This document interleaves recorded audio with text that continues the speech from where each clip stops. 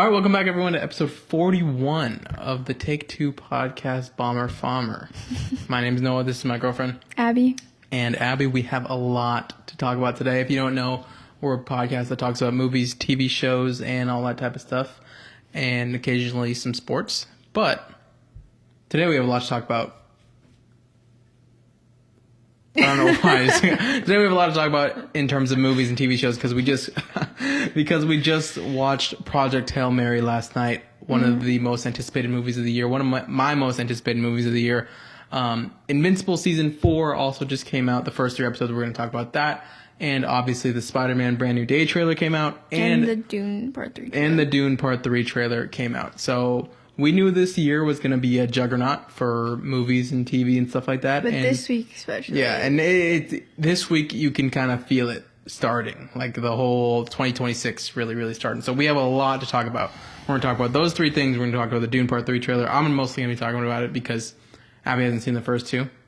But she will get ready for the last one, hopefully. I will. And we're going to... I will. Yes, she will. And we're going to play some games and we're going to do some agree or disagree. Abby, you have anything to talk about before we get started? I'm just excited to talk about everything we got. This week was jam-packed. Yes. Anything? That's all I want to say. Okay. Yeah, so we watched Project Hail Mary last night. We watched Invincible the night before, right? Yeah. We have so much to talk about. We're going to continue to have so much to talk about with stuff coming out, and it's really exciting. So if you're watching for the first time, we really appreciate you watching. If you're watching because you watched all the other pods, we appreciate you watching, appreciate you being back, and let us know what you think about all the stuff that's been coming out. And if you like my shirt. And if you like Abby's shirt. What did you watch last night? It's actually Noah's shirt, but... It's yours now, yeah. If you watched last episode, we reviewed season 1 of Game of Thrones. Next episode, since we have so much to talk about, we're going to be reviewing season 2. Abby's going to be finished up with season 2 by then. We're going to be talking about that, and we're also going to be talking about Daredevil Born Again, season 2, which I'm super excited for, because if you watch the pod, you know that I love Daredevil. And you know that I wasn't that high on season 1, so I'm hoping season 2 is really good. Yeah. What do you want to start off with? Project Hail Mary? Okay. You have a score for me? Yes. Okay. We are fresh out of Project Hail Mary. This is our review for Project Hail Mary. Okay? Ready, Abby? Score out of 10. 3, 2, 1. 9.5. I gave it like a 9.5 as well. Yeah. It was awesome. I thought it was great. really good.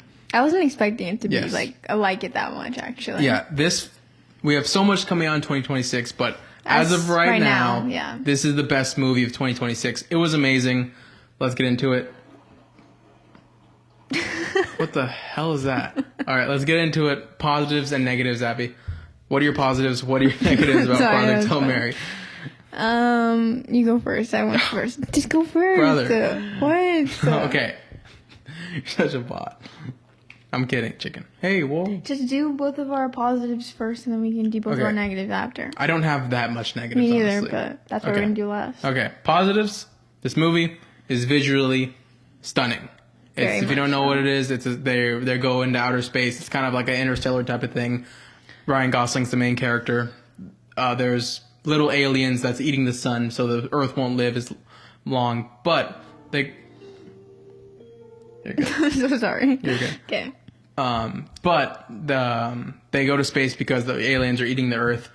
Ryan Gosling, he's a scientist, he's a teacher. He goes... I won't explain the whole plot of the movie. He meets a rock. The rock is there for the same...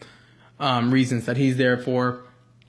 Biggest positive of this movie, Rocky and Grace's relationship. Yes, there's so much comedy. There's so much heartfelt moments. I loved it so much. And before I get into specific positives, I think one big positive about this movie is that no matter if you love sci-fi movies, you hate sci-fi movies, you love space movies, you love Ryan Gosling, you don't love Ryan Gosling, I think every single movie goer will enjoy this movie. Yeah. It's perfect. Like one way or the other. Yeah, one way or the other. I feel like it has everything a movie should have. Yes, that's what I thought about 100%. It coming out of it, because it's literally you laugh so much because there's such good banter and jokes between Rocky and Grace, and what else? Yeah, there's emotional moments too. There's hard moments in the movie, adventure type stuff. Yep.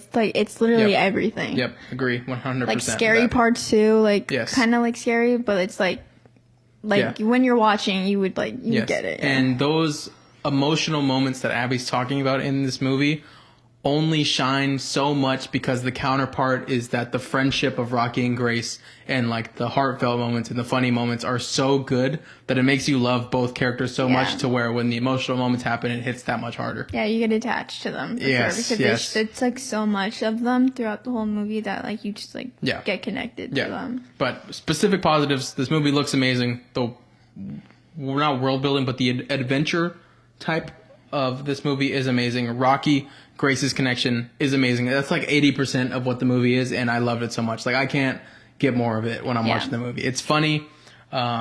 And they did go like back and forth like a lot of the times. Yes, yes, I enjoyed that as well. I enjoyed that as well. Because I thought that was like a good way to like tell the story. I like when movies do that. Like in Frankenstein when he's telling the story and then it goes back and forth. I like when movies do that. Because then it all like comes back. Yes, I've seen reviews of this movie saying that they didn't like it. They didn't like that, but I disagree completely. Mm-hmm. And the reason I disagree is because one of my other biggest positives of this movie is like one of my favorite parts of the entire movie is showing the struggle and like the outcome of Grace being brave. Mm-hmm. It's like my favorite part of this whole movie, and I love it so much. And it's connected with the Rocky friendship.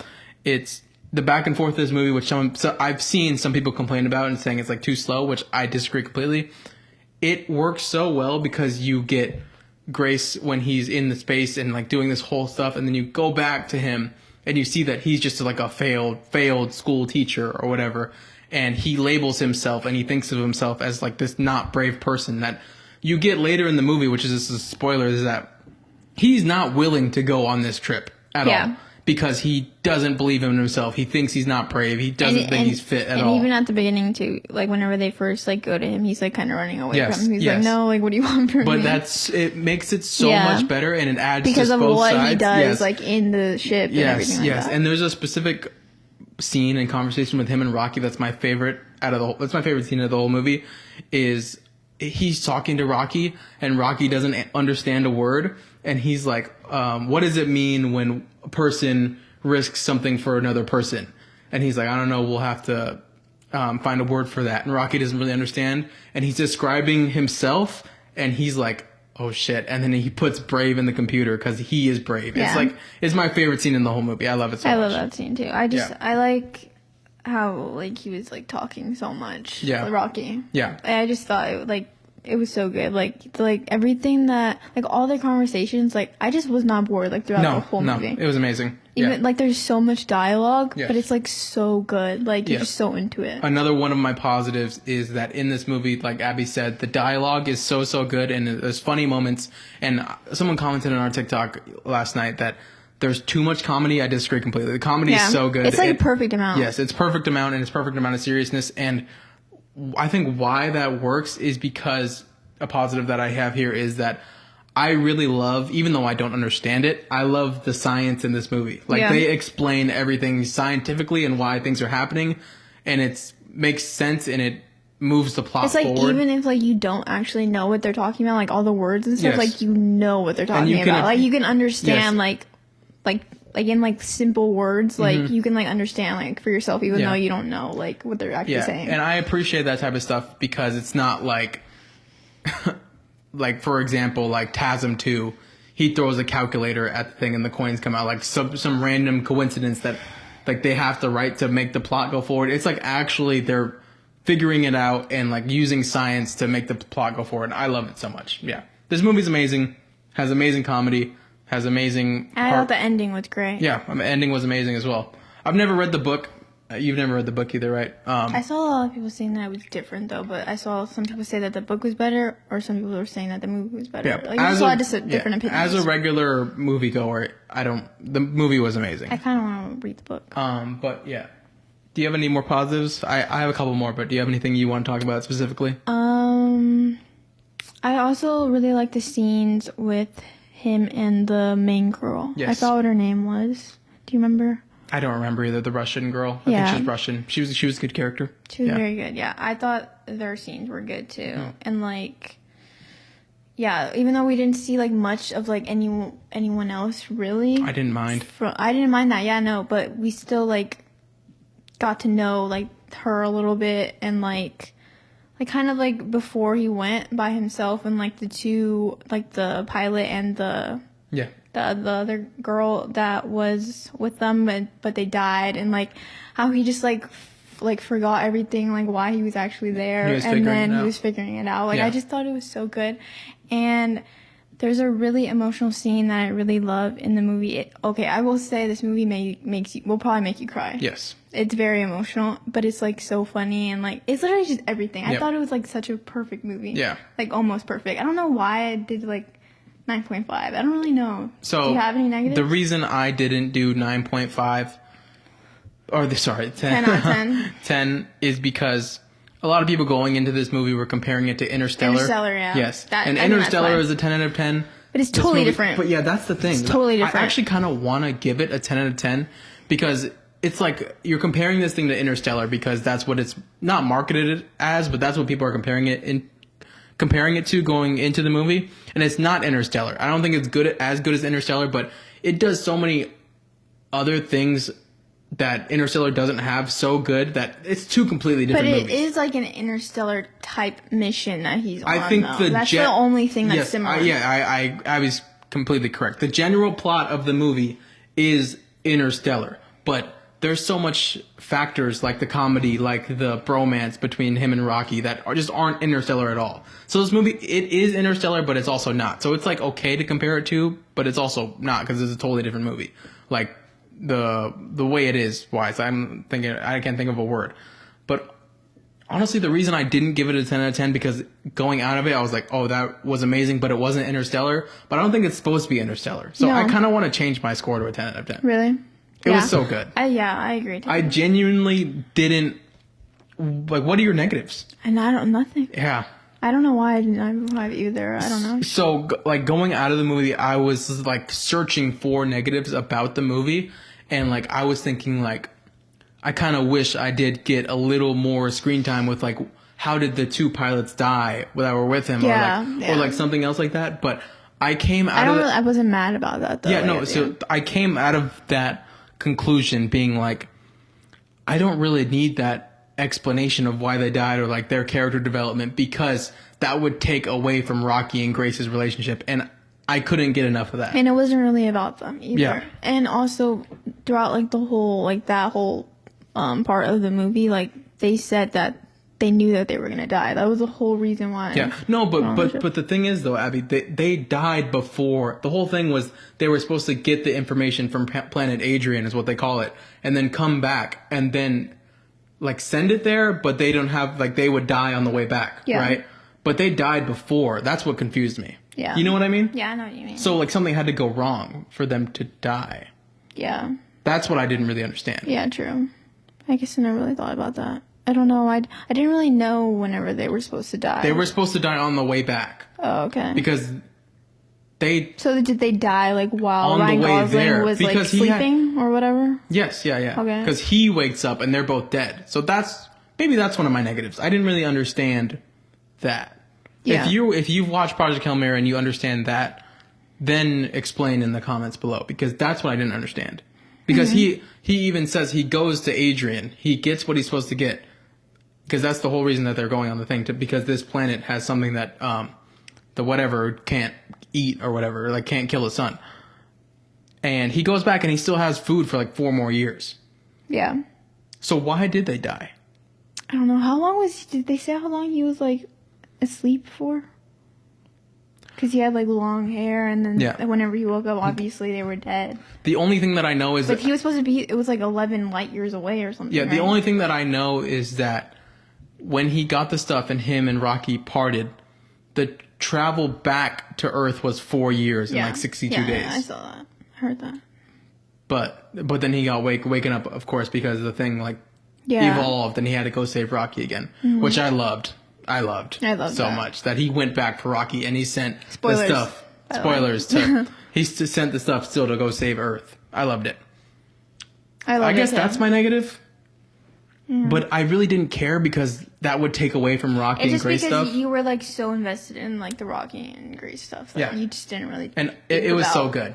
It was so funny and so heartfelt, and it added so much to both their characters, and it was just so emotional. And it was like so like beautiful. Yeah. Like that one scene whenever it was like all like the little what do they call them? Like the little, like that whole pink scene. With like all the little aliens everywhere. Where he's having in the moment outside. Yeah. Yeah, it's like perfect actually. That was like a perfect scene, in my opinion. Yeah, 10 out of 10, 9.5 out of 10. Let us know what you all thought in the comments below. No, but there was genuinely also like moments in the movie where I like got scared. Yeah, when he meets Rocky for the first time. And whenever he like gets out of the ship for the first time with the suit on, because obviously he's scared too, and he's like, he's literally like, whenever like you're. Like, the screen was so big that, like the movie screen, and, like, it literally felt like I was, like, in the movie. It feels like Interstellar. Because he was, like, looking out into space, and it was, like, literally just all space, and I was, like, I was, like, I'd be so scared if I were him. They do a really good job in this movie, too, of, like, the camera work. Yeah. And, like, the camera turning with certain spaces, or, like, when there's a certain scene, like the sound will cut off, so it like adds so much to the scene. It's really, really good. Yeah, that's what I was talking about. Like whenever he was like looking out, and he was like, and they were like showing like literally just like black and like stars everywhere. Yeah, like that made like if that was me, like I'd be so scared just like him. So yeah, I just thought it like showed like such like it was just so good, like the emotions and just everything about it. Abby's saying that like her comparing herself to what Grace was doing, actually, again, it's my favorite part of the movie, like easily my favorite part of the movie. It was like the back and forth and the bravery, that like the whole symbolism of him being brave. It's my favorite part of the whole movie. So like 3 times, but I'm sorry about that. But it's real because Grace feels relatable, like Abby just said. Like when he's looking out there.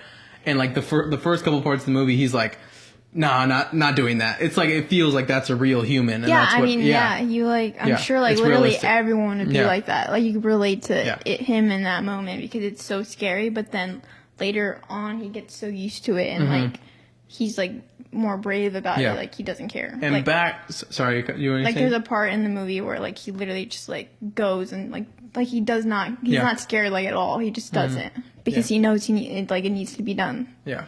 Something that happened in the movie. Back to why I guess I didn't give it a 10 out of 10 at the start is because they compared it to Interstellar. And another thing that I saw online was that this movie doesn't have a scene that is equivalent to like the docking scene in Interstellar, which is like some amazing scene in space that's so suspenseful. But I'd argue the scene where they're trying to get away from Planet Adrian and he gets knocked out, his head gets knocked out on the thing, and that scene when Rocky starts to break out of his cube, bro, like that was the most emotion I felt in a movie in so long. Because when Rocky like starts to break out to save Grace, like, oh no, yes, like, my heart literally sunk. Yeah, and he hits the switch and you can see him dying, bro. I haven't felt that much emotion in a movie in so long. And do you think that scene where he breaks out to save Grace and like it shows how much he really cares and how much their friendship means to him, is that scene on par with the docking scene from Interstellar? Because it kind of is for me. It was so good. It was so emotional. Like, I literally felt like every emotion in that scene. I was like, no, Rocky. Like I don't know. Because we loved like the movie. It makes you love him so much, so you're just like so scared of like what's gonna happen. Yeah. And then the aftermath of that scene when Grace is just sitting there by his side, like talking to him still, that made me almost cry. And whenever he's like, we're like very much getting into spoilers right now, but like, sorry guys. Whenever he is, laying there dead inside the little ball, and like we thought he was dead, and Ryan Gosling's literally just talking to him because he's emotional. Lonely. Yeah. Like, it's like that whole like montage of him walking back and forth and like just like going between scenes of him just like talking to him, but he's just in there like not talking back to him because you think he's dead like as an audience. Yeah. And then he comes like you see his little hand while Ryan Gosling's sleeping, And he's like, no, like, Rocky, stop. And then he's like, looks at him, he's like, wait. And then he hugs him. This movie's so good, bro. That part made me cry so much. That's the part that made me cry. This movie's so good. And when you saying that, another part that I loved is when he's doing the tapes. Oh, yeah, that was so funny. He can hear me now. And he's like, I can hear you, bro. This movie's so good, bro. I love this movie. I think Ryan Gosling is such a good actor, too. Like, he does, like, funny and, like, serious and emotional, like, so well. He can literally do, like, everything. Yeah. I thought this was because this movie is like playful and like obviously Ryan Gosling's gonna knock that out of the park with like the comedy and stuff because he just hits that acting note so well. But the seriousness and when he loses Rocky as well, Ryan Gosling does a great job of showing his emotion too. He's great in this movie. He's just like so good at doing that. Like in La La Land, like his like funny little banter that he has, and he can also be like super serious. Yeah. Like I just knew that. Like it's just he does that so well. Yeah. And even like the scenes where he's like crying, I think he does that amazingly too. It just made me so sad. Last thing I'll give a positive to this movie about everything that we've talked about with the banter and the playfulness in the sad scenes and the good scenes and the scenes on Earth, it all is overhauled with amazing music in the background. Yeah. Which makes it even better. Yes. Yeah. This movie is a 10 out of 10 for me.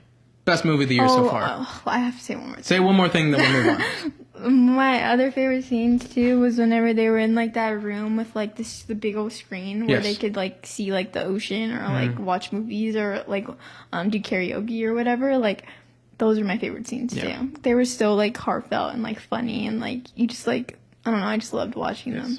If you watch this podcast, you know that we didn't enjoy Wuthering Heights. Oh yeah. Left a bad taste in our mouths for 2026. This movie is amazing. Yeah, I agree. 10 out of 10. Love it so much. It's a great I think it's great 10 out of 10 start. too, yes, great start to 2026. Let us know your scores in the comments below. There's no negatives about it. My negatives are why did the two pilots die? Yeah, true, but I feel like that's also just like. But it takes away from the Grace and Rocky stuff, so I don't care. I don't think it takes away. I think it's just like you don't really like after watching. You're like, I guess that doesn't really matter. Yeah. You know. What are your negatives? He saves Earth. He sends it back. Like everything's resolved in a good way. I think it's a perfect movie. Yeah. Do you think it's one of Ryan Gosling's best movies? I do. When we had the agree to disagree, is La La Land, Ryan Gosling, and Emma Stone's best thing? I said that I'm really high on Project Hail Mary. I think it's his best role. Really? Yeah. Out of everything? Yeah. I know it's his highest rated movie actually now. I think it's his best role because even on scale of La La Land, they're both like perfect movies. I think La La Land's like a perfect movie. Project Hail Mary is a 10 out of 10 to me as well. Ryan Gosling is him on screen. He's the main centerpiece of Project Hail Mary. It's a 50-50 with him and Emma Stone in La La Land. I think they're both perfect movies. He's the star of this one. It's all him. It's all him all the time. I think it's his best role because of that.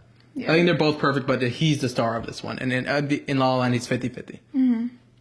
Yeah. How do you think they, like, filmed that movie? Because it's literally just him the entire time talking to, like, Rocky. It's not an actual person. So it is CGI, but I've seen that. No. Well, it's like partly CGI, but it's an actual animatronic puppet. Oh, okay. Which I actually love. That's cool. Yeah. So you can like actually talk to it. Yeah. That's cool. I like that. But yeah, it's literally just like he's kind of like the only like human that you see most of the time throughout the movie. 80% of the movie. That's why I think it's the best role. Yeah. All right, let's move on, Abby. We've been talking about it for a long time, but let us know what your thoughts on Project Hail Mary were. Invincible Season 4, the first 3 episodes came out the other day, Abby. Positives, negatives, what do you think? I have seen the comic and I know what's going to happen, not in each episode, but generally in Season 4. You don't. What were your negatives? What were your positives? What is some stuff that surprised you? Do you really know like everything? So I don't. But, like, why though? Did you like want to like you did like when did you like go like deep into after it? The first season? I was obsessed. Okay. You know I do that. I know. Yeah. But I'm like so tempted to do that, but I don't want to spoil it for myself. Yeah. It's because like, spoiler alert, Season 4 of Invincible, like the Eve's pregnant thing. I knew that at the end of Season 3 when they're gonna have sex and like the clothes are like gooey. I knew that's why that was happening. Mm-hmm. What else? I knew Conquest was coming back when Cecil put him down there. I mean, that was pretty obvious that was going to happen if Cecil did that. That was Cecil. Yeah, that was the L moment. But, I'm not going to lie for Cecil. Spoiler alert, but I know a lot of stuff. What did you think about the stuff that happened in season 4? I thought it was really good. I was like very into like all these 3 episodes. Mm-hmm. My favorite part was Nolan when he was younger and like the Scourge virus and like billions of Viltrumites dying. Yes. Like I thought that was like that was like my favorite part of like the whole these episodes. I agree for sure. Episode 2 of season 4 of Invincible is one of the best Invincible episodes of the whole show so far. Really? Yeah, for sure. It's not the fight that Conquest versus Invincible and Eve is, or the season 1 finale Invincible versus Omni-Man, but in terms of world building, fleshing out Nolan's character, fleshing out Viltrumites, it's so good. I genuinely think episode 2 is one of the best episodes. Yeah. Yeah. It was so funny because whenever like he first showed up on screen in that episode, you didn't know who it was. I didn't even like know who it was at first. I was like, it looks like Mark, and then you looked at me and I was like, oh wait, it's Nolan. When he was young. Like I didn't realize it like a minute into like watching it, but then I was like, oh, this looks like Mark. But I thought that episode was really good, and I loved Nolan and Alan's like little duo. Yeah, I think it was like the best duo in the show. Yeah. Yeah. They're just like so funny like with each other. Yeah. And Alan's just like my favorite. Alan is one of the best characters in the show, yeah. And I think the Scourge virus and the scenes with Nolan and his parents do a lot to like show parallels of how I was about to say that. How his mom was so aggressive with him. There's really a shot for shot parallel of her punching Nolan and then Nolan doing the same thing to Mark. And I just reposted it to TikTok about that. In no way does it justify what Nolan did to Mark on Earth, but it's like a cool parallel to like what happened to him and like how the Viltrumites worked. And this episode did such a good job of showing like the scale size of how many Viltrumites died to the Scourge virus. And they were literally like, it was like a ring around the planet. Yes, that was so crazy. Whenever they showed that. Yeah, it's so good. I think it's one of the best episodes in the entire show. I love the backstory. I love the world building. And yeah, it's great. And it's cool that you see that, I forget his name, the betrayer, the guy that runs the Coalition of Planets, like he's the one that did all of that. It's good. It's really, really, really good. Oh, Thetis? Thetis. That'd be ball knowledge. Yeah, I thought that scene was good too, whenever Nolan finds out, too, that it was him. But, what else? I guess like the little clip that we saw of Thrag too. Mm-hmm. He looks pretty cool. He literally looks like Freddie Mercury. But what else? I also liked Eve and Mark's relationship. Yeah, because they're both going through stuff. It's always so good. Yeah, they're both going through stuff. Yeah, and I like seeing like Eve kind of trying to like figure out like what's going on with her and like 'cause she's kind of freaking out, and also like what's going on with Mark. And Mark's going through it. He's really going through it. Yeah, he's killed like 2 people of that. Yeah. That scene was pretty crazy. I wasn't expecting that, but also at the same time I was like, okay, this is happening. Like I don't know. He's really going through it. I feel bad for him. Okay, yeah. And to just say one last thing about the second episode, then we'll get on to some more stuff that happened in the first and third episode, because I want to talk about some stuff in those episodes. As someone that's read, or not read, but seen a lot of the books and seen someone like Space Racer and someone like Tech Jacket and I forgot the, like Dinosaurus and I forget the Ragnars and like how that planet is. They did a really good job of showing all that stuff, with like the montages of them going from place to place. I thought they did such a good job with that, because I've been waiting for that for like a couple years now, like all of this stuff that they're showing now, and they did an awesome job with it. Yeah. Moving on to, let's see, not episode 1. What my one negative, but that I knew that was coming, but that is in the show like it is in the book. I'm tired of the Thraxans invading the Earth, bro. I know that. And the Martian stuff. That's kind of like my least favorite like plot subplot. Line. Yeah. It's just, it happens so much, and like we get the Nolan and Alan stuff and the Eve and Invincible stuff, and even like Titan, I'm like kind of over. Oh yeah, even though I enjoyed that one too. Even though I enjoyed Mark beating him up at the end, there's like the subplots. They're good subplots, but when they happen over and over again, I kind of wish we get something else. Which we're gonna get other stuff. that's in the book, which will be cool. And that's why I'm kind of excited for Damien Darkblood and what they do with that, because that's not in the comic. And I think if that's really good, I think I would enjoy them doing that than the Thraxans coming to Earth again. But the Thraxans coming to Earth again this time, although I was annoyed, it is something that's relevant to the story because Rex and Monster Girl get stuck in there, which has implications on the story going forward. Yes. But it's just a little annoying when we kind of see the same stuff happen over and over again. What do you like the plot line of like the little brain things? What are they called? The Martian things, the septides, something like that. Yeah, those. Yeah. No, not really. I think those are like the same for me with like the Thraxans. Yeah, I agree. Because it's been going on for so long. Season 2. It was like the season 1 with the Thraxans. Yeah, that's my one. Well, obviously, it's not over yet. No, it's not. It's not. Trust me, it's not. Even though like I literally thought it was over whenever Mark killed the guy, but when Omni-Man destroyed their whole world, you'd think it was over. But it's not over anytime soon. But it's whatever. That's just my one negative. When that's all happening, I definitely tune out more than when like Omni-Man and Alan are on the screen or when Mark's on the screen. Yeah. Positive. The animation is good.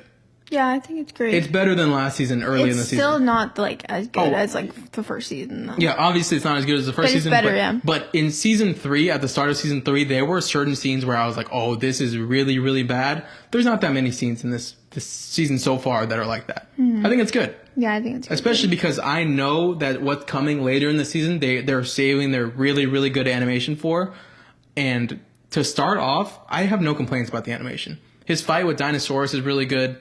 And everything else is... I've seen people complaining about, like, how they look whenever, like, they walk and stuff. Like, it just, like, looks like... Yeah. Like, kind of that's just an Invincible thing, though. I don't really care. I don't think it matters. I literally don't think it matters as long as they nail the big scenes, like, with... I don't want to spoil anything for Abby, but later in the season, it's good. And I don't have any complaints about the animation so far. I thought it was pretty decent. I also want to say, too, like, my favorite stuff that they do in the show is whenever... they do like those montages. Yes. Like that's how like the show started, the first episode. They literally do that all the time and I love it so much. With like music in the back. Great. It gives me like chills. Like I'm just like like whenever like we've put it on and like the first scene was like a whole montage for like 5 minutes with the song in the background, I was getting chills because I was like, I'm so excited I'm watching this again. Yeah. And it's just like so good. Like the songs that they pick are just perfect for like stuff like that. I love that the songs, when that is happening like that, 3 to 5 minutes of the episode is happening with the song in the back, it actually progresses the plot. Yeah. Because it's showing that Mark is messed up and there's Cecil's in the tub and stuff like that. They do such a good job. And also like the montage scene with like the Viltrumites too, like them dying and stuff with the song in the background too is so good. Yeah. Because it does like progress, like they like nothing, like no words need to be said in those moments because it's like showing what's happening, which I really like. Yeah, 100%. Last thing we will talk about on Invincible season 4, Abby. So I won't spoil anything for you, but they've obviously changed some plots with Damien Darkblood. They're implementing Damien Darkblood. They're going to have like some type of story arc with him. There's been rumors that Tech Jacket, his name is Zach Thompson. He's a really, really loved and appreciated character in Invincible. And he even has his own comic book outside of Invincible that a lot of people love. There's rumors that he's changed to a girl in the show. So they're changing stuff.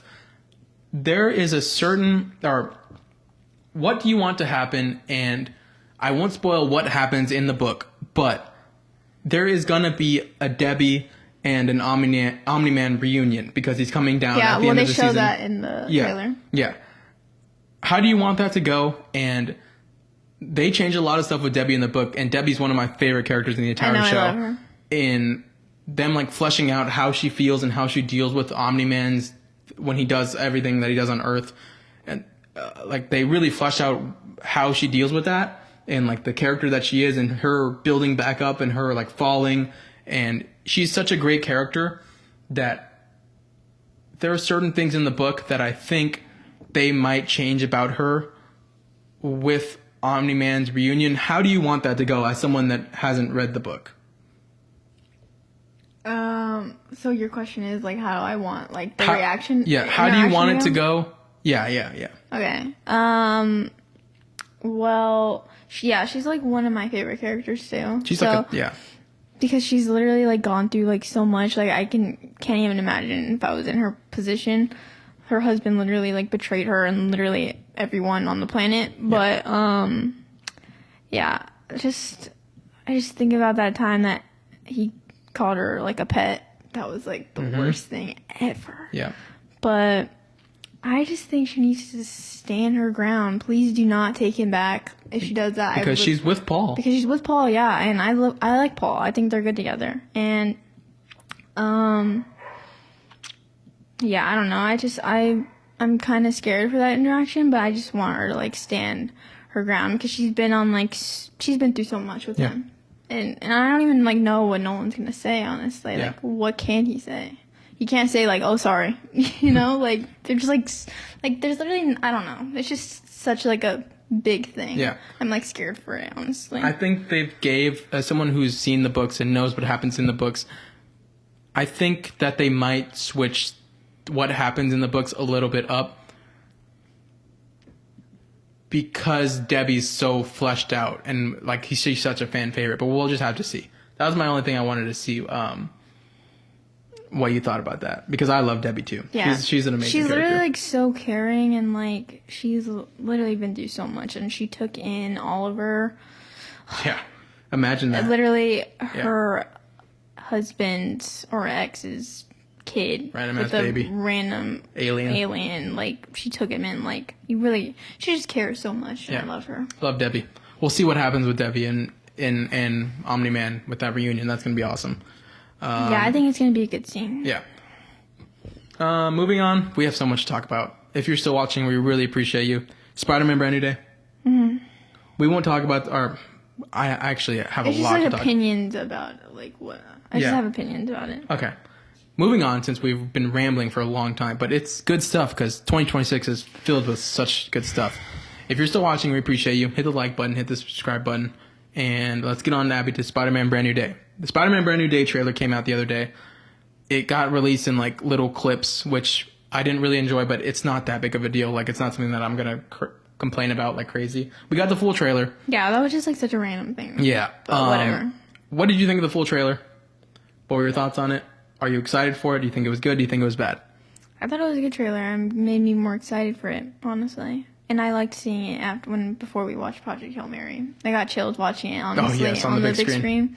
But yeah, I think it looks really good. And one thing I want to say, and one thing you told me, is like the color grading of the movie. Mm-hmm. But I see a lot of people saying that it's the best of like all the Spider-Man movies, of his Spider-Man movies. Of Tom Holland's Spider-Man movies? Okay. And I agree. Okay. I'll be honest. I agree.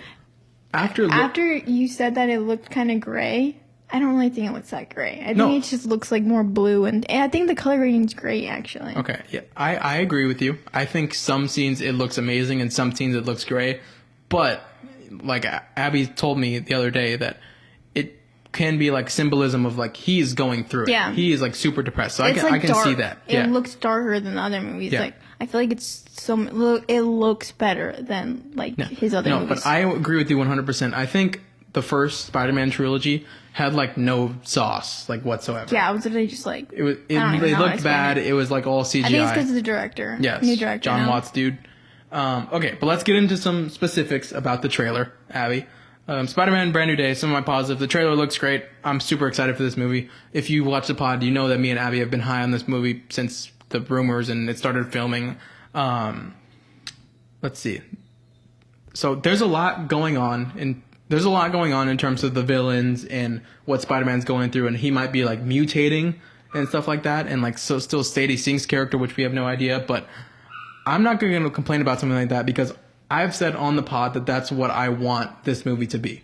Mm-hmm. I wanted this movie to be from the jump, him being Spider-Man the whole time, and him dealing with stuff, and him having to learn what it's like to be Spider-Man and deal with Scorpion and the Hand and the Punisher and Hulk and like all of this stuff going on at one time. I'm not going to complain about that. There's a lot going on for sure, but I feel like it'll be fine. Yes. I'm not like too worried about it. I'm not complaining about that at all. That's what I wanted this movie to be from day one. So that's totally fine. What do you think about the parts in this trailer that it's like he's dealing with all these villains, but there is a part in this trailer where he is like mutating or like having troubles with his powers? I have no idea like what's gonna happen with that. Like, what is it like coming out of him? Like the webs? Yeah, it's like I think he's like getting like Toby webs. Yeah, that's what I was gonna say. It's literally like Toby. Yeah, but there's also a scene where he has like full black, bloodshot black eyes or something. Like, oh yeah. Like I don't know what's going on with that, but he's just going through like it just seems like he's going through so much. Like it's with like Scorpion and like what is the hand? That's what it's called, right? They're ninjas. There should be the hand. Okay, yeah. Them. And, you know, the stuff with Bruce Banner, obviously he doesn't remember him. And the stuff with MJ and Ned. Yep. My only negative about the trailer. Okay, talk about that. Okay. I'm someone, as I said before, that wanted him to be Spider-Man the whole time and didn't really... You didn't want that much Peter Parker or what? No, I wanted Peter Parker, but I didn't want Peter Parker already back with Ned and MJ. I don't think that's going to happen. I think it's just him, like... prying on them, just watching them and kind of trying to get back into their lives. Wouldn't you say though? Like, I would say like 40% of that trailer was Ned and MJ. Like, it's an emphasis on them. It was a lot. They're gonna play a big role. Yeah, I didn't really want them. You knew I wanted this coming into the trailer, like him doing like a TASM 2 watching Gwen scene where he watches MJ for a little bit and watches Ned as Spider-Man. She still has a big part in that movie as well. Who? Gwen. No, yeah, obviously, but I'm saying that I wanted just a scene like that. You know how he watches Gwen like have dinner with people? Like I wanted a couple scenes like that and then him doing everything else. You know, but it's fine. Like, I'm not going to be mad at them for building on storylines from the previous movie. Yeah. Because if they would have dropped Ned and MJ completely, then that also would have been a problem. Because he promised MJ that he was going to tell her who he was and come back to them. So, like, that would kind of be Spider-Man breaking a promise. So, I'm okay with both, but I generally didn't want them to have, like, a huge role in the movie. But I don't mind. I guess we'll see, yeah. And it's, like, also, like, it sucks because he's, like, watching her, like... with another guy. The Paul guy. And he's, like, in love with her, obviously. And, yeah, I just think it's so sad. And also, like, him, just, like, the aftermath of No Way Home and, like, everything that happened. May dying. Yeah. He's going through it. Yeah, it's very sad. No one remembering him. Like, he's literally just all alone. It's so sad to me. It's literally, like, everything wrong is happening to him in this movie, and he's just dealing with it. I kind of love it. I love it, too, yeah. It's, like, such a good... part of Spider-Man that I kind of like want to see so bad. Yeah. Another positive, Frank Castle. Yeah. The dynamic between him and Frank looks amazing. Yeah. It looks so funny where he shoots the web on the gun and he still shoots him and then he webs up his friggin' mouth. I love that. I love that so much and I hope that we get a lot. Okay, so here's a theory I have for Spider-Man Brand New Day. I think a lot of the movie is going to be Frank like trying to kill people obviously and Spider-Man is obviously stopping him the whole time because Spider-Man doesn't kill. In the scene with him in the hand, his mask is off. They know who he is. Yeah, yeah. I think they're in some sort of way. I don't know whether they're going to go the route of like, he's going to be telling a lot of people he's Peter Parker again, like how he told Ned and MJ and Happy and Iron Man and stuff. Or he's going to keep it more of a secret still in this movie. But I think the only way to keep that a secret, because his mask is like totally off. Unless he like mutates and ends up killing them and that's something he has to struggle with, I think Frank might just kill all the ninjas. That would be, I would love that. That would be so cool. Yeah. That would be cool. But yeah, the Frank stuff looks awesome. And even, do you think it's gonna be like like first meeting, or like do you think like we're gonna come into the movie and they're already gonna know I think each they're other? already gonna. I think that tank scene is gonna be one of the because first scenes. Because it seems in the whole like movie. They know they're close kind of yes, in a way because the way they were talking. Yes, they know each other because it's like a 4-year gap between No Way Home and this movie. So I think they're gonna already have established that connection. And like another thing that I have in here is okay. So if it's a 4-year gap between No Way Home and this movie, then like I think it makes a little bit of sense that MJ and Ned are in this movie because maybe he's been away from them for so long, and maybe he's like, maybe now's the time to like try to get back into. That's a good opinion. I that makes me feel better about it. Yeah. But it's a 4-year gap, and there is a lot of villains in the Spider-Man Brand New Day trailer, and a lot of people think that it's going to be too much because in the past, they've struggled with doing too much in a Spider-Man movie, like TASM 2 or like something else like that. And I think that's fine because of the 4-year gap, because some villains we get in this movie are like, there's a tarantula in this movie, and there's another shot with like Boomerang, Scorpion, and stuff like that. I think because of the 4-year gap, I think most of these lower class villains are going to be one scene at the start of like a montage of what happened in the last 4 years and him just like beating them all up. And like, this is what Spider-Man's been doing for the last 4 years. And then we're not going to see those villains again. Yeah. So I don't like, especially Boomerang, Tarantula, those feel like such like, what has Spider-Man been doing? It's going to be like a montage, like how in Fantastic Four it was like a montage of them killing all those villains. I think it's going to be that. Yeah. Yeah, that's pretty much it. I think that would be cool. Yeah. I'm not too worried about it. Do you think Daredevil's going to come out? Here's the thing that I watched on the Escape Pod podcast. He gets the key to the city, right? They're on the TV, and Spider-Man's getting the key to the city from New York, and that would be, if I'm not mistaken, the mayor of New York, right? But the mayor of New York in Daredevil Born Again is Kingpin. So how does that make any sense? You know what I mean? Okay, that's okay. Is that like some type of spoiler for Daredevil Born Again? Universe, right? Yes, they're in New York. He's in Queens and he's in Hell's Kitchen. The hand is in. Yeah, so that's okay. Here's my other thing. That's what I was confused about. I was like, okay, is this like, I'm so confused. So they can either completely scrap season 2 of the original Daredevil show and say that's not canon in the universe. But if that's the hand that was in season 2 of Daredevil, the Netflix show, if that's the same hand that's in Spider-Man Brand New Day, Daredevil's like 80% in the movie. Okay. There's no way he's not. Yeah. Especially with Frank. And the mayor stuff that he's giving the key to the city, but because like, that's supposed to be Kingpin. What would he be doing though? Like Daredevil, not Matt. I think maybe because there's so many villains in this movie, and if, say, Spider-Man's getting hit by like Scorpion, Boomerang, or not Boomerang, because I already said he's going to be something else. Like Scorpion, Frank Castle, and like Sadie Sink's character with the mutation and stuff. It can be like a little scene to where like it's too much for him, and you just see like Daredevil swing in and like take care of some other. That would be so cool. I would love if they did that. Yeah. Because obviously Matt came out in No Way Home, and he knew Matt Murdock. He knew. Yeah, that's what I'm saying. Matt Murdock. No Daredevil. It was just Matt Murdock, and he was his lawyer. But like he knew Peter Parker. Now he doesn't know Peter Parker. Well, he does know Peter Parker. What? The only thing he never knew Peter Parker was Spider-Man. The wish was forget Peter Parker's Spider-Man. Yeah, okay. Oh, yeah, sure. So he knows Peter. He never even knew he was Spider-Man. He just knows Peter Parker. Okay.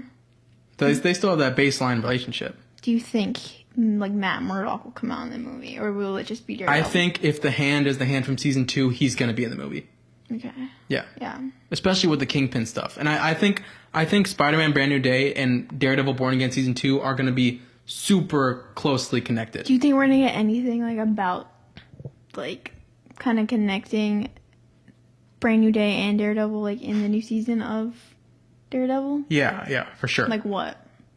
What do you think? Like the Kingpin stuff, like because this is a 4-year. Maybe he won't be mayor anymore. Well, the thing is, Daredevil Born Again season 2, if I'm correct, is in that 4 years before Spider-Man Brand New Day. Mm-hmm. So if Kingpin's the mayor, it's that season 2 and season 3 could be like how he's not the mayor no more, and that's why there's that other lady.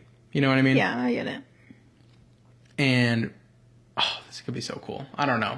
I don't know how exactly, but I think both things are very closely connected. Yeah. Especially with Frank. Like, how are you going to do Frank and Spider-Man and not Daredevil and Spider-Man when Frank and Daredevil have such a good connection? Yeah, and is he going to come on this new season? Frank? Mm-hmm. I think so. He came on the last season, right? Yeah, he should for sure. I'm pretty sure I saw like a picture of them or something, and like his in Matt's black suit. He should for sure. But yeah, that's what I have to say about that. I'm super excited. It's going to be a great movie. I can't wait. I really can't wait. Last thing I'll say is I think Spider-Man Brand New Day is the start, their very, very start, even though we had this in Wonder Man already, which is not that closely connected to all this stuff.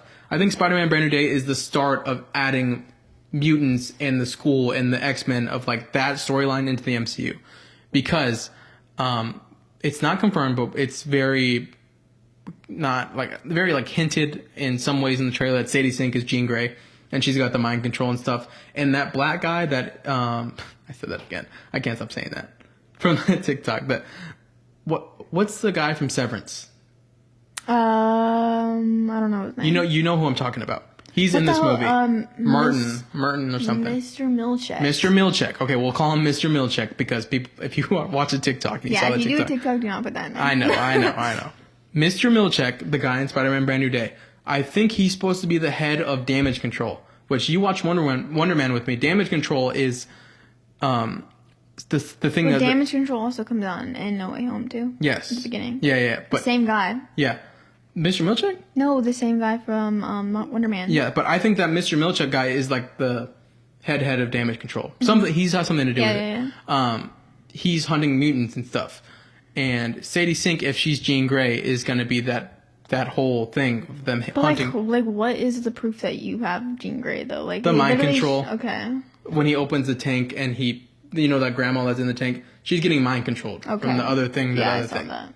So, and Jean Grey does that type of stuff. And Sadie Sink, it just makes sense. I could be wrong. Could be completely wrong. If Sadie Sink's Jean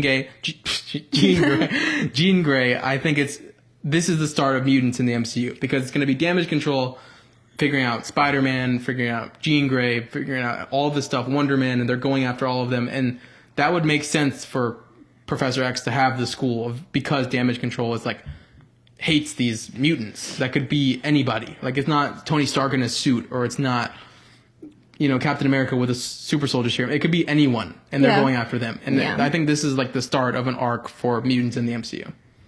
Yeah, I could see that for sure. Especially with Wonder Man. Mm-hmm. Because it's the exact same vibe. I was kind of confused at that, lady part, but I get what you're saying. She's getting mind control. Yeah. She knows why she's in a tank, and then it goes from the thing, and then he goes back up to the other guy. Yeah, I saw that. But yeah, I can see that for sure. Actually, I think it makes sense for her to be her. Yeah. Yeah. All right. I don't know. Those are our final thoughts on Spider-Man. There's so much to talk about, but this is a good thing. This is a good thing. Let's get on to agree or disagree. Let's do it real quick. Okay, wait. Can I say an agree or disagree that I have right now that I wanted to ask you already? It's probably going to be one of mine. Let's go. Really? What is it? No. You got it. You got it. Do you think Brand New Day is going to be better than Doomsday? Can we? Actually, no, that's fine. Okay. What? It's just kind of like a question. Okay, yeah. Count me down then, yeah.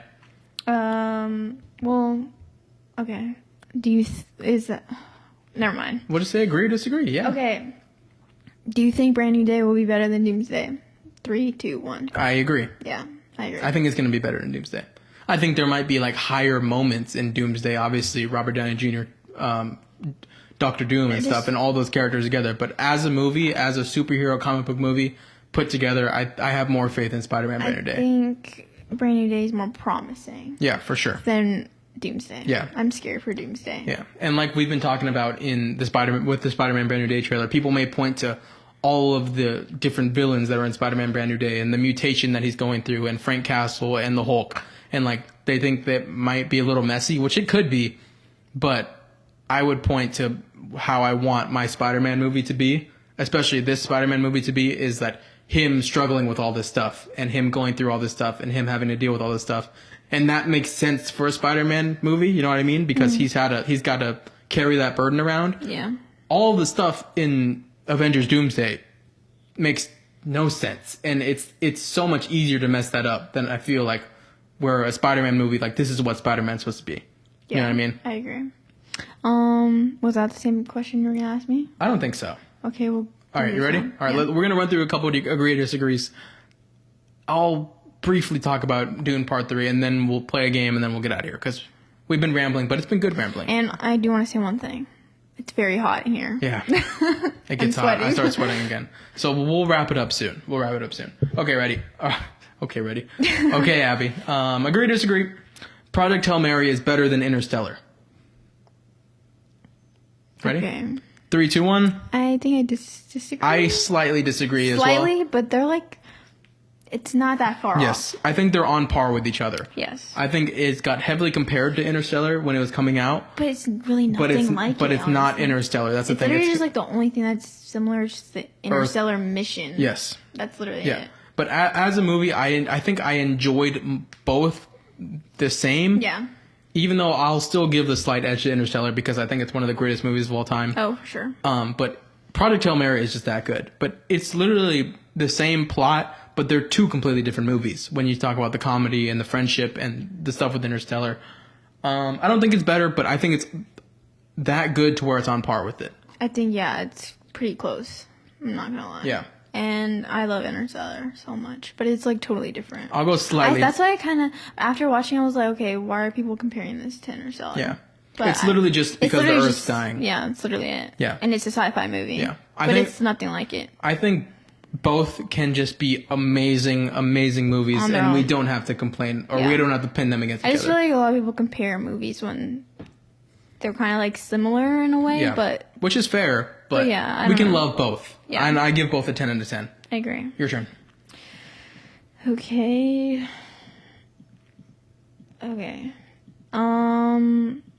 This one's a good one. Get ready. I'm ready, brother. Agree or disagree? Game of Thrones is better than Attack on Titan. Agree or disagree? Count me down. 3, 2, 1. No, it's not. Okay. Disagree. But like, they're both your favorite shows. They're both my favorite shows, but Attack on Titan is a lot better than Game of Thrones holistically. Like, the end of Attack on Titan, some people don't like the end of Attack on Titan. I love the end of Attack on Titan. I think it's a flawless show. Fully too, like Game of Thrones universe.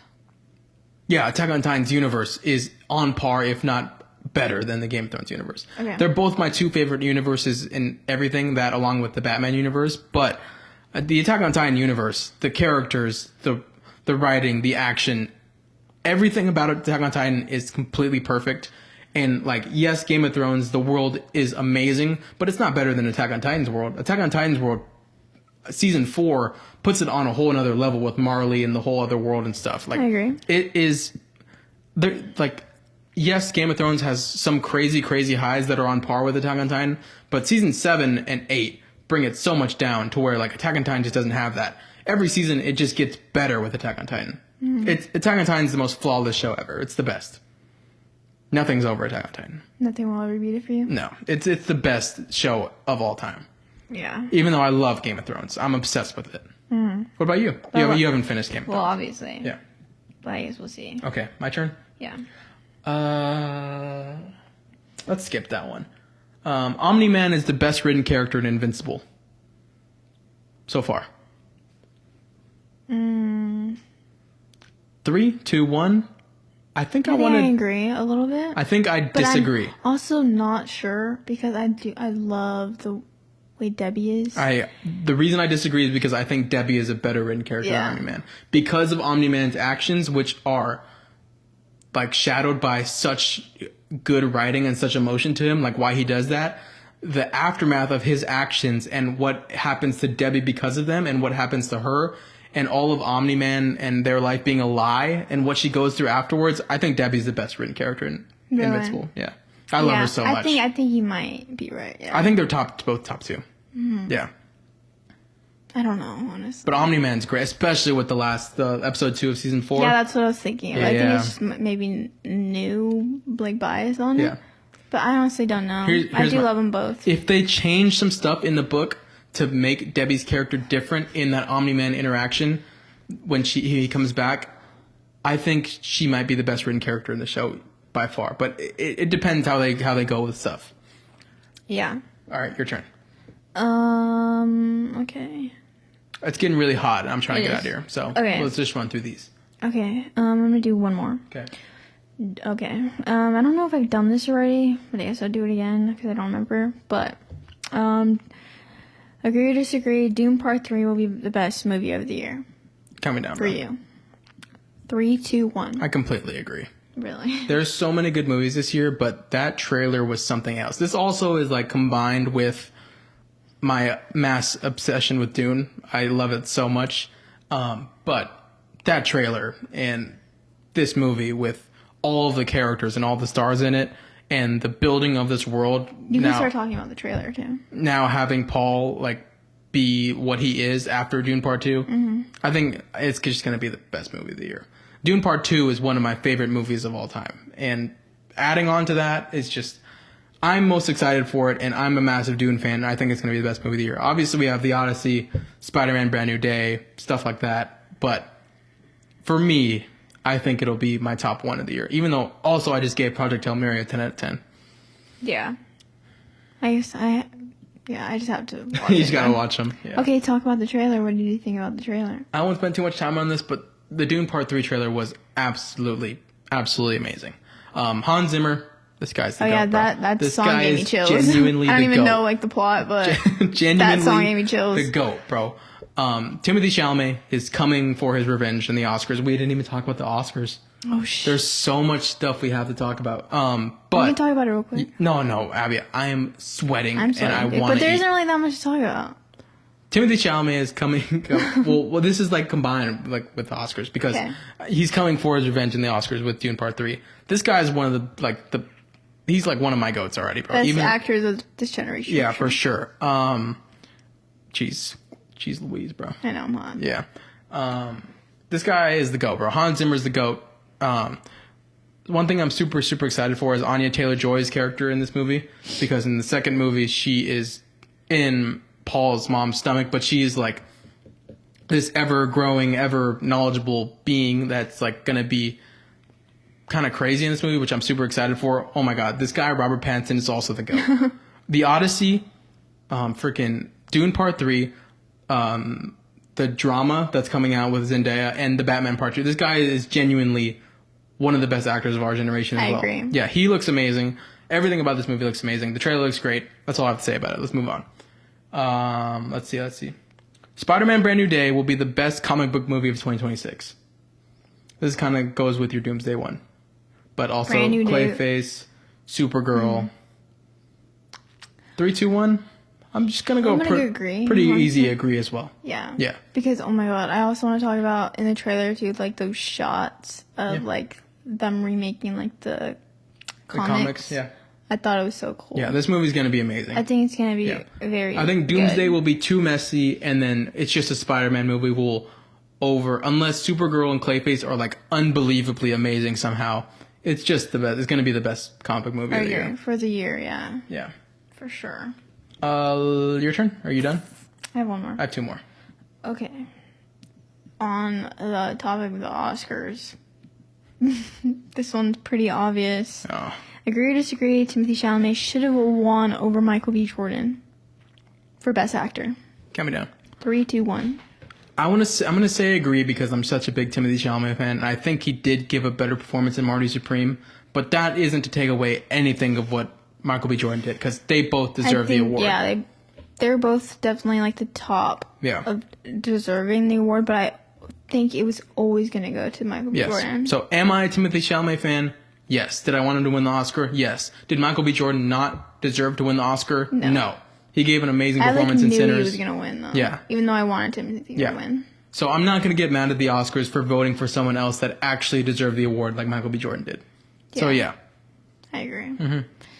I think, I just thought it was always going to go to Michael B. Jordan. Yeah. I mean, I thought his performance was great in Sinners. Do I think that Marty Supreme should have won one Oscar at the Oscars? Nothing. Yes. Yeah. That's what I agree with. What do you think they should have won, though? I don't know, but something. It was too good of a movie to win nothing. Yeah. I agree. A lot of people were laughing that they won, like, nothing, but I think people are hating on it just because of what Timothy said, but I don't think it's that serious, honestly. We'll get into that on another pod. Okay. Last one. Okay. Project Hail Mary will be a top 3 movie of 2026. Okay. 3, 2, 1. I agree. I pretty easily agree after watching it, too. It's a 10 out of 10. Yeah, even though there's, like, so many movies coming out, actually, I don't know. We'll just see, but I'm going to say for right now, yes. My projected top 3 is Project Hail Mary, Dune Part 3, and The Odyssey. Okay. Right outside would be Spider-Man Brand New Day, and if somehow Avengers Doomsday is, like, amazing. Yeah. Mine are, I'm not going to say Dune right now because I haven't even watched the other one. That don't count towards you, bro. I apologize. I don't know why I said that. I mean, why obviously. Did I say that? I don't know why I said that. I'm not going to say Dune because I haven't seen it. But I'm really high on Brand New Day because I love Spider-Man. But also the Hunger Games movie. Oh, I forgot about that. I know it's going to be so good. The trailers already looks amazing. Yeah. And I know the story, even though that's my next book I'm going to read because I have it. But I am very excited for that movie. That's one of my top for the year. So what do you think what are your top 3 of the year? Do you have Project Hail Mary in there? Yeah. So Project Hail Mary, what? As of right now, yes. Project Hail Mary. What else is coming out though? Clayface, Supergirl, the drama. Yeah. The Michael Jackson movie. Michael Jackson movie. What else? They got Toy Story 5. Toy Story 5. Yeah. I'm really high on that one. Yeah, but my top 3 are Project Hail Mary, the Dune Part 3, and The Odyssey. Mm-hmm. We get the Batman Part 2 next year. And Superman Man of Tomorrow in 1 year. Yeah. That's very crazy. But yeah, I'm going to say as of 2026, it's going to be at the Hunger Games for me and Brand New Day. And then Project Hail Mary? As of right now, yes. But what? The Odyssey off? Oh, the Odyssey. Yeah, that's what I've been saying. I don't know. I guess we'll see. Dude, this I'm year very excited for the Odyssey too. This year is insane, bro. Yeah. Robert Pattinson. That's why he's the GOAT, bro. He's the GOAT. Him and He's Zendaya. always been my favorite actor, though. Yeah, Dune Part 3, Zendaya, the drama, and Spider-Man Brand New Day. All 3 of them. I mean, both of them together. And she's in the Odyssey. Yeah, she's in the Odyssey. Yeah, they're insane, bro. There's a handful of actors like Tom Holland, Zendaya, Robert Pattinson that have an insane year this year. They're just gonna be in everything. I'm not mad about it. It's so awesome, though. I talked about Dune Part 3 trailer. I'd like to say one more thing about the Dune Part 3 trailer. If Dune Part 3 is on the same par of Dune Part 2, or close to it, this Dune franchise, this Dune trilogy, and Lord of the Rings are the best 2 trilogies of all time. Nothing compares to them, in my head. Yeah. I won't say it's better than Lord of the Rings if it's good, but, they're on an S tier alone for me. And the only other thing that could come onto that level is if Beyond the Spider-Verse is a 9, 10 out of 10. Oh my God, when does that come out next year? Next year as well. That comes out next year, and Batman 2, and Man of Tomorrow. What are we doing? Wow. That was supposed to come out last year. I don't care. Yeah. Imagine the year we would have. We're still getting a Spider-Man movie this year, though. Yeah. So crazy. We're getting so many superhero comic book movies. Yeah, this is awesome. I'd also like to say that the trinity of Spider-Man, Batman, Superman, so good right now. Love it. I keep getting these things on Twitter. I know, Robert Pattinson, Dave Cornswet, and Tom Holland. Mm-hmm. We're in the era right now. Yeah, we're in the golden age right now for sure. It's perfect. Yeah. Let's see. Let's just play a game and let's get out of here, Abby. Okay. All right, I'm gonna play one game. If you've watched the whole pod, we really, really appreciate you. It's getting really hot in here. We gotta fix the AC in here. We have to. Yeah. But let us know we've been talking for a long time, but for good reason.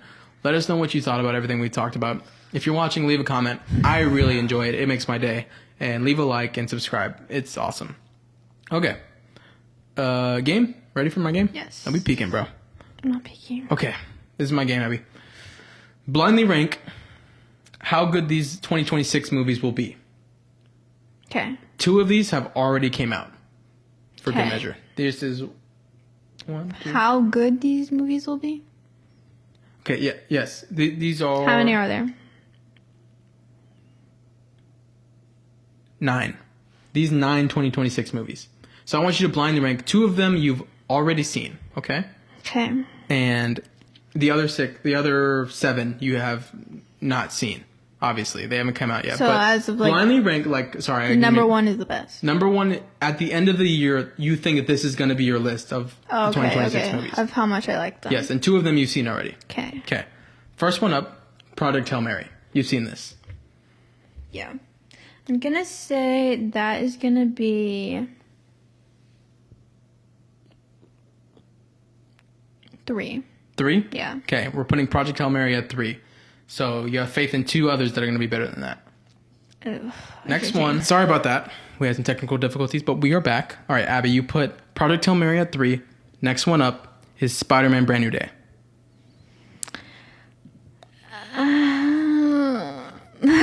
Got some good movies this year. No, I should have put Project Hail Mary at 4. I'll put Brand New Day at 4. Okay. You love Project Hail Mary, though. Yeah. Okay. It was either or. I love Project Hail Mary. I think it's great. Next one up, The Odyssey. I'm going to say that one's 2. 2? Yeah. Okay. That's the one I Number had 2. Saved for. So many good movies this year. Next one up, Supergirl. What do I have? 5, 6, 7, 8, 9, 1. 7, 8, 9. I'm gonna say 7. 7. Okay. Putting it at 7. Next one up. Next movie, 2026 up. Hunger Games: Sunrise on the Reaping. My number 1. That's your number 1. You think that's going to be the best movie of 2026? For me. For you. Okay. Yes. I mean, I think it's going to be amazing. I think it's going to be great. Yeah. I love all the Hunger Games movies. So. All right. Next one up, Dune Part 3. You haven't seen it, or you haven't seen the other ones, but just put it on. Yeah, I know I'm going to... this is my plan. I'm going to watch the first and the second one right before the new one comes out, so I can be like so high on it. You know what I mean? Because I did that with Invincible. That was perfect. Good plan. Okay. I'm gonna say, what do I have? 5, 6, 8, 9. Yes. Right? Yes. That'd be math. I'm gonna say 6. 6. Okay, we're putting Dune Part 3 at 6. Next one up, Avengers Doomsday. This is very hard because I'm like so scared about this movie, and I'm like, I have no idea how it's gonna be. Okay, so I have 5, 8, and 9. Yes. Do I think Supergirl and Dune are gonna be better? Perhaps. We're gonna put it at 8, just because I'm scared. Okay. Just because I'm scared about it. Okay. So what do you have? You have 5 and 9? Mm-hmm. Okay. Next one up. I actually have no idea what else. Clayface. Oh, yeah, okay. Wow. I completely forgot about that one. 5 and 9 left. What do you think? Where do you put this on the scale at the end of the year? End of your yourself. I guess I'll put it at 5. Okay, 5. Okay, you put Clayface at 5, and at the end of the year, you think this movie is going to be the worst movie of the year? Wuthering Heights. Okay. Yeah, I know. I was thinking of that because I knew you said that we've already watched 2 of them. Yeah, no. That's for sure the worst movie of the year. I'm not going to lie. All right. That's going to do it for episode 41 of the Take 2 podcast. We really appreciate you. We talked a lot today, but it was good conversation. If you watch every episode, we appreciate you. If this is your first episode, we appreciate you. Hope you have a good year. Hope you have a good life. Hope you have a good week. Thanks for watching. Hope you have a good day. From us to you. See you guys next time. Bye. Bye, guys.